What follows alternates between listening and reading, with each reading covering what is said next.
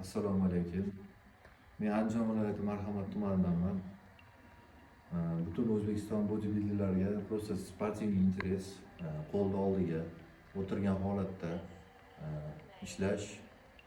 Hozirda biz trenajyorimizda 110 kilolik turibdi.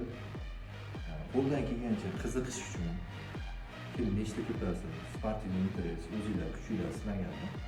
Challenge qilaman. Lekin prizmingiz yo'q unda. O'zingizlar kuchingizlar sinab ko'rasizlar. Kim qanaqa ishlasa, xohlasanglar istoriya qilinglar, xohlasanglar atmetka qilib ko'rasizlar. Hammaga kuch-quvvat tilayman. Sog' bo'linglar, salomat bo'linglar. Like, podpiskani ayamanglar. Bismillahirrohmanirrohim.